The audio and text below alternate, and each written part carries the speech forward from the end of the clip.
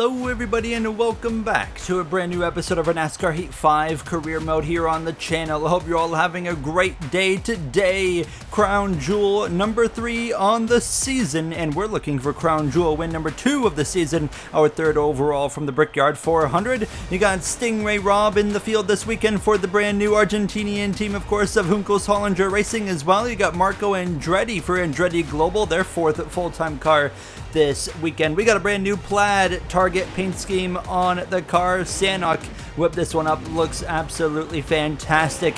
Well, guess what? We had a phone call this week with Dale Earnhardt Jr., our team owner, of course, and he asked me a bit of a surprising question that I did not see coming, and it was simple. What are your thoughts on Connor Zilisch being your teammate next season? I said I would be down for it 100%, but what does that mean? Is Connor Zilisch looking to potentially leave Trackhouse Racing? We have continuously over the last handful of episodes, and as the season progresses, things at Trackhouse are not looking so good. I mean, we say that we have seen 3 of their drivers now win with Zilisch, as well as Chastain. Kyle Busch stole the win in Pocono. Shane Van Gisbergen, the only one that hasn't won at Trackhouse yet, and he just announced last time out he will be retiring from full-time NASCAR Cup Series competition following this season. But we know Trackhouse has kind of been struggling overall, even though they have won 3 races. So it does sound like there's potential for Connor Zilisch to be getting out of Trackhouse kind of, before the downfall begins, or before it really takes full effect, because it feels like it has kind of begun already. So curious to see what happens. And as well, we don't know what's going to happen with the seat opening up for SVG's car. It sounds like Kyle Busch retirement is still coming, so there is still some stuff to kind of figure out over at Trackhouse, and I'm curious to see how this is going to go. But we're in focus on our side of things here in qualifying, where the first thing I do is completely miss the apex in turn 1 with a goal of a 53.179. It wasn't a good start to the lap. Now, fortunately, we got a lot of time to make up that kind of mistake there in turn 1, and we get through turn 2 pretty good, and we go down into turn 3 and get right there against the white line without hitting that little apron. We're okay. So a good turn 2, a good turn 3. What about turn 4? A little bit up off the apex, but it's going to be fine. We're still able to keep that throttle down, and to the line we're going to easily beat the goal with a 51.430, putting us road 3 P6 for the Big Machine Vodka 400 here from the Brickyard. As looking at pole, Ryan Blaney out of the playoffs with all the different winners we've had. First one out of the playoffs, Ty Gibbs as well in second. Those 2 drivers in need of strong days. Gibbs has to win to get into the playoffs. Ryan Blaney can point his way in. Of course, we know Kyle Larson's still out on injury. Keep in mind the magic number, 619. That was Larson's point count when he went out with injury. Craftsman Truck Series, Cassidy Keat actually picked up the win in Indianapolis for the Truck Series. You see the rest of your finishing order on your screen, as well as the Amazon Prime Series was also in the action this weekend, and it would actually be Sam Mayer holding up Denny Hamlin, Allgaier, Kvapel, as well as Ryan Truex for the win on the, almost called it Xfinity, on the Amazon Prime Series side of things. So a good start to the weekend for those 2 series. Now it's our time to go for our 3rd career Crown Jewel in the Brickyard 400. It's the Crown Jewel Brickyard 400, a race that really opens up the strategy window and could once again produce a surprise winner. Who is a driver to watch today, Steve? Ryan Blaney has looked dominant all weekend. I think they are going to be tough to beat today, no matter what. So we're ready to go racing, and immediately you see on your right side of the screen the stories of the race. When you see the guy on pole also has that graphic of car is really fast today, that tells me immediately Ryan Blaney is not going to be easy to beat. I think, however, the variable is we've seen at times this season Ryan Blaney has been in position to win, but he's beat himself more often than not and still finds himself winless. Well, that changed today. We're racing from the Brickyard 400 as we make the long run down into turn number 1. Taylor Gray, Marco Andretti at the back of the grid there as we dive down alongside the number 24 Exalta Cadillac of William Byron as Blaney clear of the two Toyotas there. Bell as well as Gibbs. Christopher Bell is just hoping to survive today without a tire failure and inch in closer on the regular season championship battle against myself. We clear Kyle Busch down the backstretch, pull alongside Chase Elliott. The draft is going to be so important today as we get right to the side of to the back of the 45 and to the side of the 24. Tyler Reddick now 2 wins on the season. Reddick picked up that second win of the season last time out, and we know he's leaving 2311, his likely landing spot. The way I'm seeing things right now, I wouldn't be shocked if it's with Trackhouse, but that could be a really bad career move with what we're seeing kind of take place at Trackhouse right now. Pulling at the line to the left side of Chase Elliott, and now we go for P6 into turn 1. Blaney trying to pull out a gap on Bell, Ty Gibbs, and a must win to make the playoffs right now. Runs P3. Of course, we have had so many different winners this season. Right now, I mean, we have 13 different winners in the playoffs. We've got 3 spots available on points. The last spot goes to my teammate, Carson Hocevar. Of course, our junior motorsports teammates have yet to find victory lane this season, but Hocevar has been very strong, running in the top 10 in the regular season standings, but a very real chance to miss the playoffs. And even Chase Elliott is at risk. Of course, the second to last driver in the playoffs on points. He needs to find victory lane, and of course, Kyle Larson, 619 points to his name. We'll see where that keeps him stacked up at the end of this episode, as Larson can still make the playoffs, and if he does somehow make the playoffs with an injury, missing several races, there is a real chance that they could maybe get him back in the car a couple of races early just to see what can happen in the opening races of the playoffs. Now, as you can see, this fight we're having with William Byron and Chase Elliott couldn't quite clear this 9. We're only on lap 3 of this race, coming to lap 4, and pit stop situation is we cannot make it on field to the end of the 16 laps, so we will have to pit around 13 or so laps on a fuel tank here. That's about as far as we can stretch it. But Ryan Blaney continues to pull away over Bell and Gibbs now, and I'm settled in behind 2 Alliance teammates here at Hendrick Motorsports with Elliott as well as Byron as we continue in P7. So immediately early on in this race, struggling to complete some passes, but here we go to the inside of the 9, to the inside of the 24 into turn 1. Now we clear Chase Elliott. That draft is oh so helpful, but you can see that they can get a nice run on the exit of the corner into the outside wall. The 99, Kyle Busch. He'll come into the pits. I'm not sure if that's going to be day over. We'll find out momentarily, but the driver that stole the win in Pocono to make the playoffs might be done here from Indianapolis. The yellow flag flies.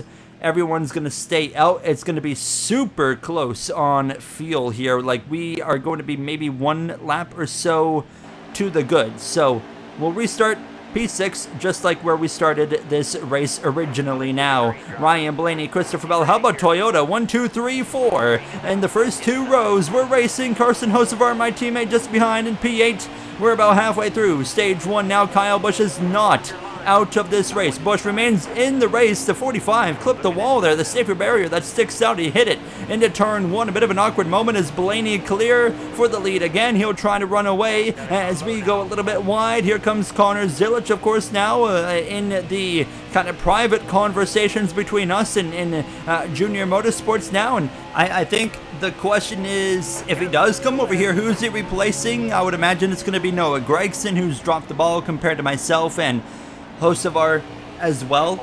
That's just my prediction. Of course, I could be completely wrong on that, so we don't really know. Hocevar and Gregson both are signed on 1-season deals right here. Well, they signed originally, I should say, with a 2-season deal, so they are both in contract seasons as we get passed by Alex Bowman. Alex Bowman in the number 19. What a season they have had, of course, with a win under their belt. Been in the conversation for probably 2 or 3 wins now as we continue to fight with that 19 Ally Financial Toyota Camry. Now, I very much expect Alex Bowman to be a championship contender, but this has been such an anomaly kind of season in this career mode now, where we have seen so many different winners. We haven't seen any drivers kind of take over and be the clear favorite. I mean, we have seen that in the past where it's been like Chase Elliott kind of come out and be the favorite. Kyle Larson last season to come out and be the favorite, but obviously we saw how that worked out for him. It was a complete disaster of a playoffs now, and with Larson missing these races, next episode, the Canadian Tire Grand Prix, of course, my home race in Canada, will signify Larson going winless for a whole season as we crash into the outside wall, and through goes Bowman. We recover, fortunately, and only suffer minor damage out of that one, but just a mistake there, as you saw the rear end sliding out from under me and chasing it up the racetrack right into that safer barrier, and that cracked me into, of course, the concrete. Not exactly what we needed, but certainly I felt like we actually got away with one there. We lose one spot, but I am slipping and sliding around, and here comes Ross the Boss. That number 1 Busch Light Honda Civic of Ross Chastain, maybe the only name right now that's not in conversation to be leaving Trackhouse Racing. As how about Corey Day? He's gotten up to P11 as he continues to get better in his substitution races for that number 5. As we dive down into turn number 3, and can't quite get on the throttle enough there. A little bit of contact right there in the left rear of Chastain, but he gets clear. So we maintain P10 as Chastain would then go on to pass the number 19 of Alex Bowman. He goes up into P8. Blaney in the lead still with 2 to go. The fuel light has come on as we're battling with the 5 of Day, the 19 of Bowman.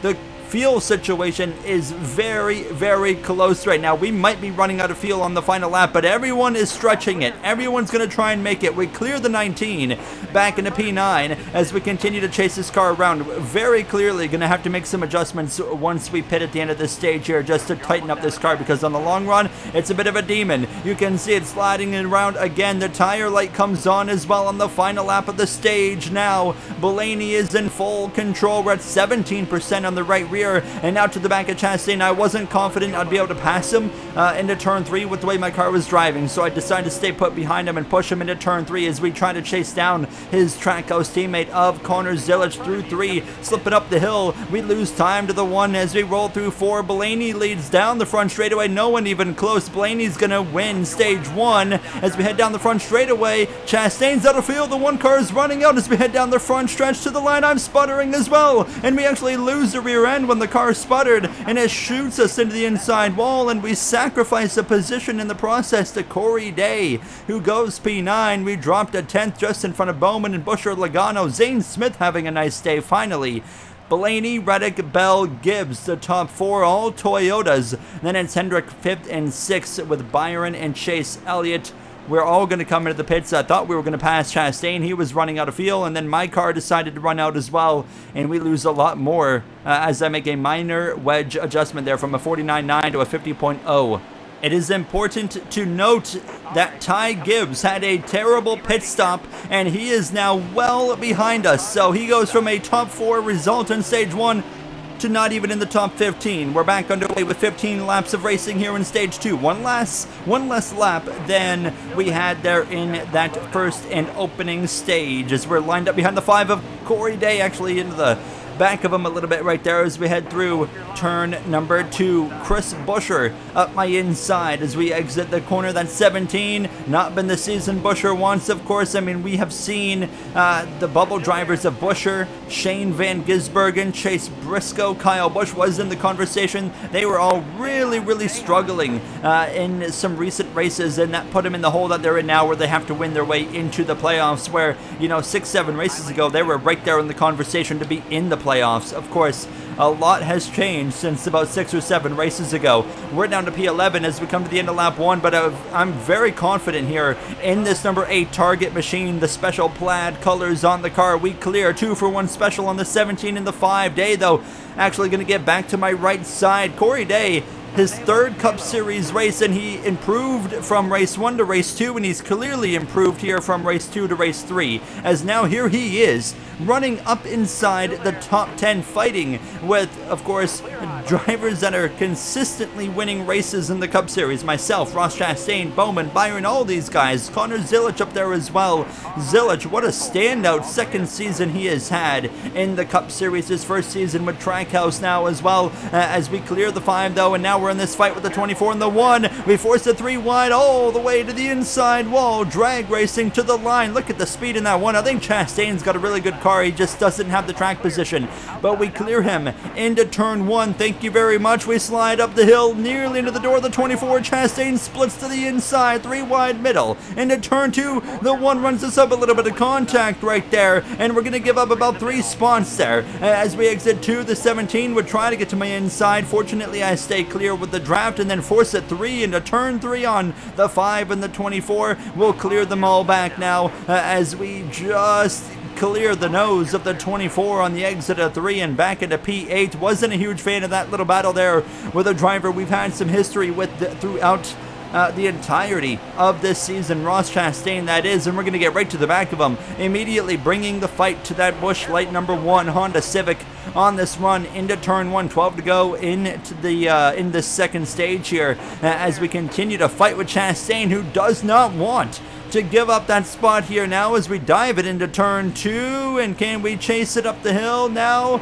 as we're going to get nearly clear, not quite enough, and we continue to fight with not only Chastain but the 19 of Alex Bowman as well as we come through 4 again, washing up the track. This time I'm putting Chastain in a position to force him to lift, a classic next-gen move where you just kind of stay in the throttle and you just put the guy behind you in a position of, hey, you're either going to lift or you're going to crash, and that's the position I put Chastain in right there, as now we're finding ourselves in this battle for the top 5 again, giving a shot to the back of the 00, and actually made a bit of a mistake here. I should have stayed behind Alex Bowman, but went to the outside, and now we might lose a spot to the 5 of Corey Day as well as we roll through 4. Here comes that 5 car. How about Corey Day substituting for Kyle Larson? Fortunately, with the draft from the 19, actually get back clear on the outside of the 5. And then the 19 fires one up the inside of Zilich as he tries to enter the top 5. No shortage of racing action here from this Brickyard 400 in Season 5. Bowman will get clear from the looks of it on the exit of turn 2. It's close. I think he's clear. Maybe not quite.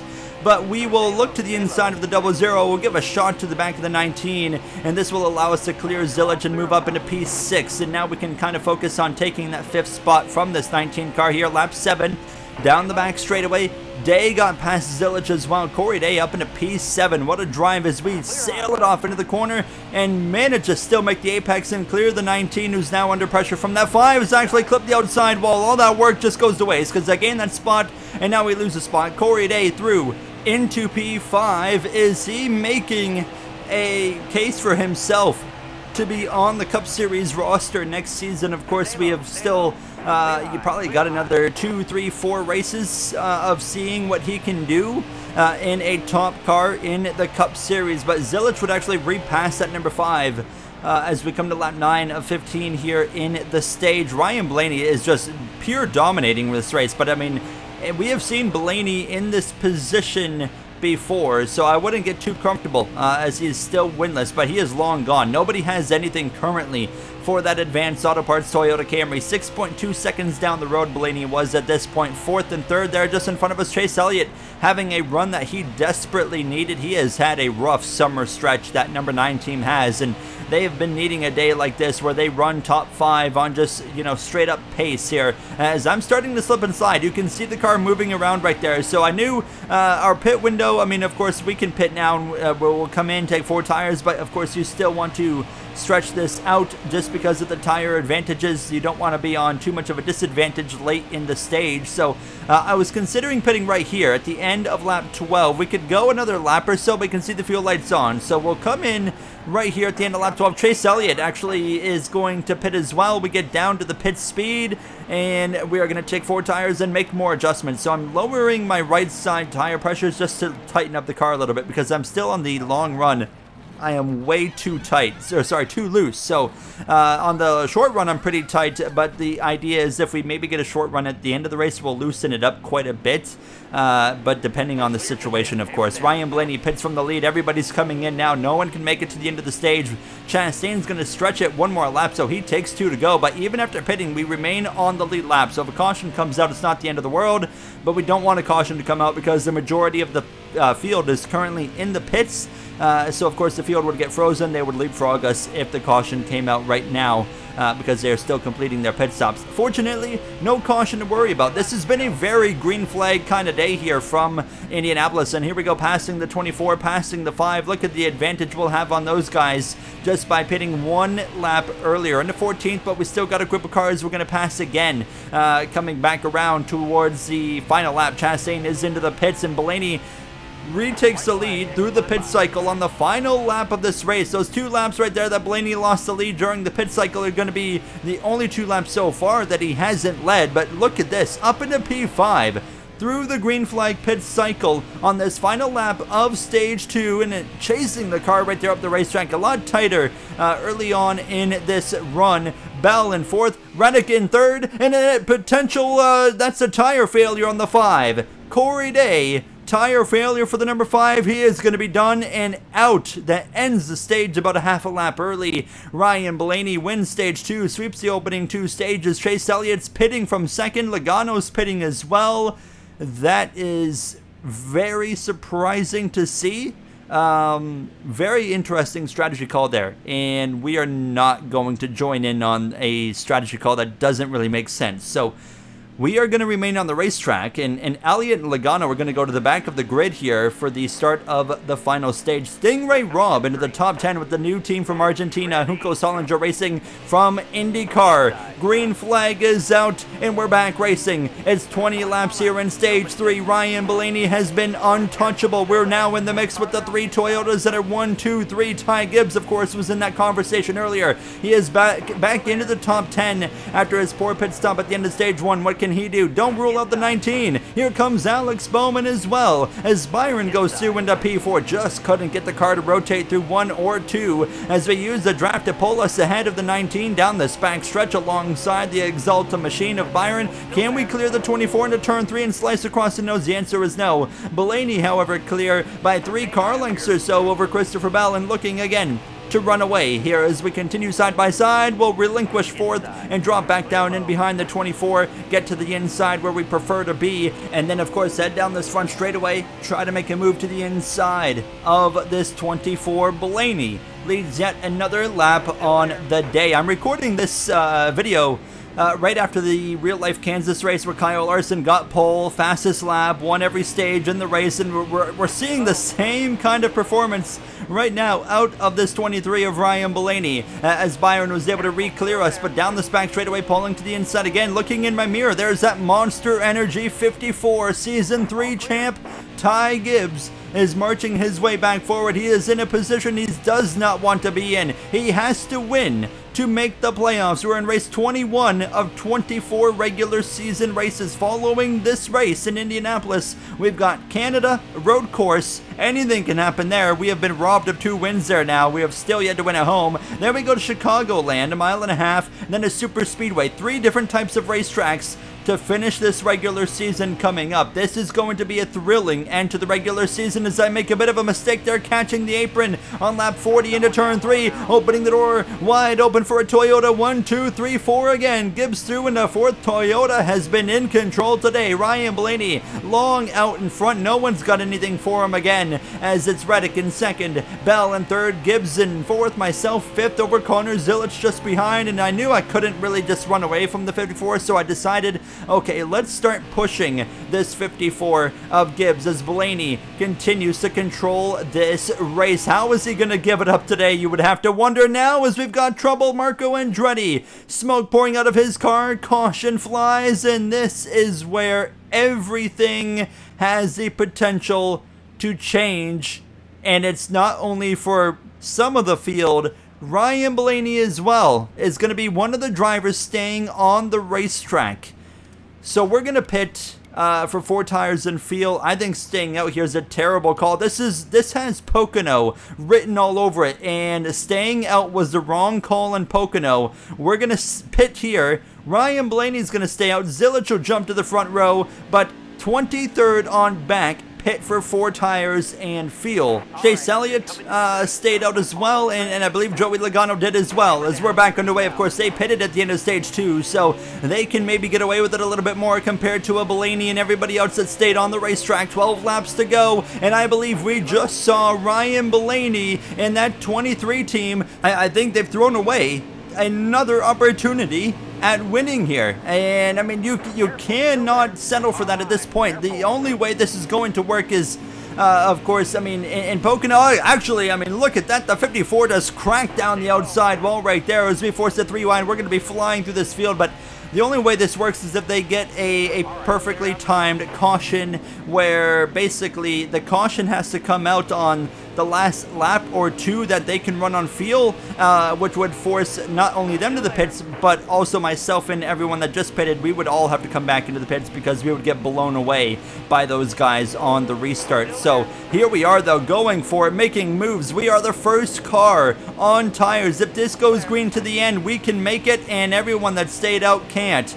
We, right now, are provisionally leading this race depending on what happens. 3 wide to the inside, up into the top 15, passing the 48 who's not had a good day, the 2 of Gilliland, the 33 as well, into turn 3, up into P13, reeling in the 3 of Austin Hill, will breeze around the outside of the Talladega winner from season 4, and it will clear him into turn 4. Chase Elliott, Joey Logano, we talked about it, they pitted at the end of the stage, they stayed out on that caution. Here they are right in front of us now as we'll dive 3 wide to the inside of your Dover winner of Chandler Smith, Shane Van Gisbergen, his final Brickyard 400. Expect to see him strictly do road courses next season as a part-time driver as he retires from full-time Cup Series racing. It'll probably be for a team like Colleague Racing. Wouldn't expect to see him with Trackhouse, but we have now moved into the top 10 and are on cruise control in terms of pressure from behind with drivers that are on the same strategy as us. Now we'll pass the 12 of Smith, who's had a solid day finally this season. We pass host of our teammate.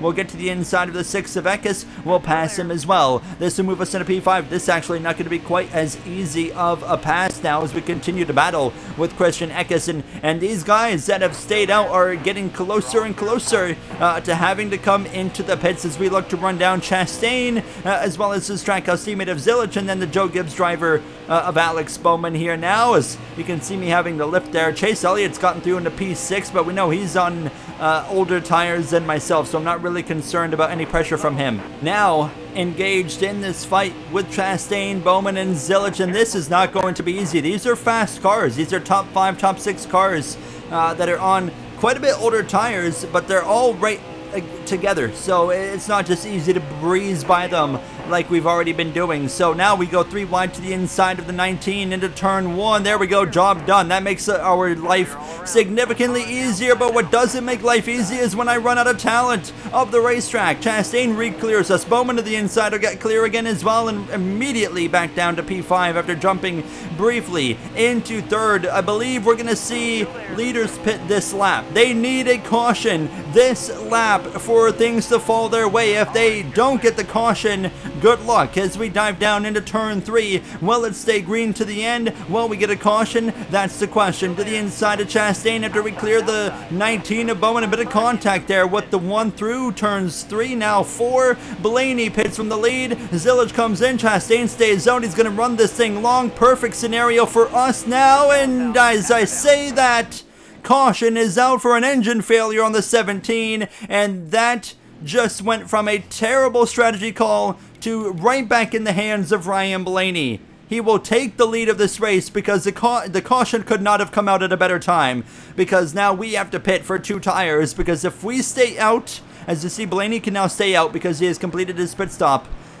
We have to pit because we will get absolutely destroyed. We're P3. I do not want to give up 3rd, but I will just get demolished by the 4 fresh tires on the restart. That it's just not worth it. We would go backwards. So we relinquish our positions just like everybody else that was on my strategy. And we're actually even behind the 9 and the 22 as we return to racing. Ryan Blaney, I mean, in what we thought was a terrible strategy call. I mean, it was a pretty bad strategy call if it went green. He got the caution at a point he needed. He needed the caution to fly late enough to force myself and everybody else that had pitted previously to have to pit again. If that caution head came out, 3 laps into that run, that of course situation doesn't work out for them. We stay out. Blaney's race is over. We ran just long enough to where we all had to pit, otherwise we'd get destroyed if we stayed out. But look at the difference by even just taking the 2 tires. I mean, we're ripping through this field, coming to 2 laps to go, but now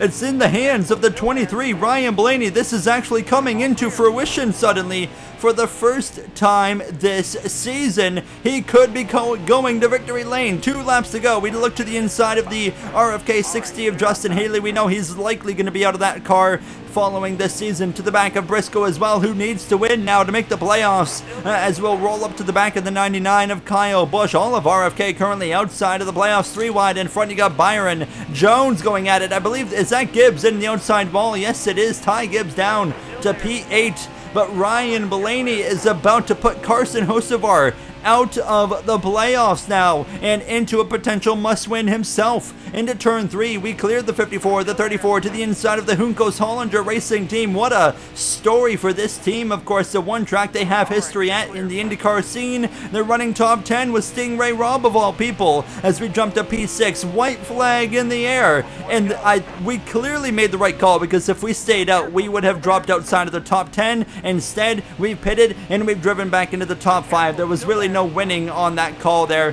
because, I mean, the only way we would have won out on that call is by winning the race. As we look to the inside of the 24, we fight hard with Byron down this back straightaway, but Ryan Blaney is finally here, and I said earlier in the season, once that 23 team wins, I feel like they are going to be one of the unstoppable forces on this season. We send it into turn 3 to clear the 24, but we send it too hard. Byron up the inside again. He will re-clear us into turn 4, and that opens the door for Gibbs as well, as I can't quite keep the car planted. Gibbs will pass us, but Ryan Blaney finally down the front straightaway. The first time this season, Blaney wins the Brickyard 400 over Tyler Reddick, Bell, and Bowman. Joe Gibbs Racing and 2311 dominant day Toyota 1, 2, 3, 4, and can you believe it?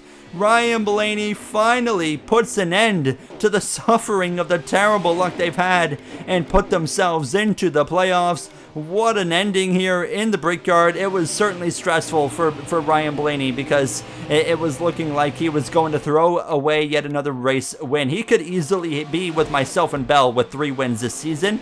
Instead, he's just finally won at the tail end of the regular season. Bell again ran great. He closes this regular season championship battle to 16 points with just 3 races left to play out. Corey Day, you see the tally at 650. Of course, Larson's number 619.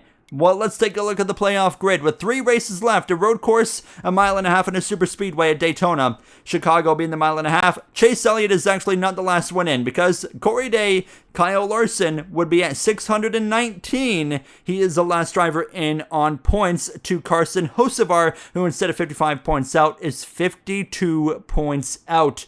But Larson is not coming back in this regular season. Hocevar needs to gain 52 points on Kyle Larson to point his way into the playoffs and hope there is no new race winner, which is very possible in Canada and especially in Daytona, maybe not Chicago. Well, there's only one way to play things out, and that's to get this season continuously rolling into Canada. I'll see you guys then for my home race. Thank you for watching, and have a great day.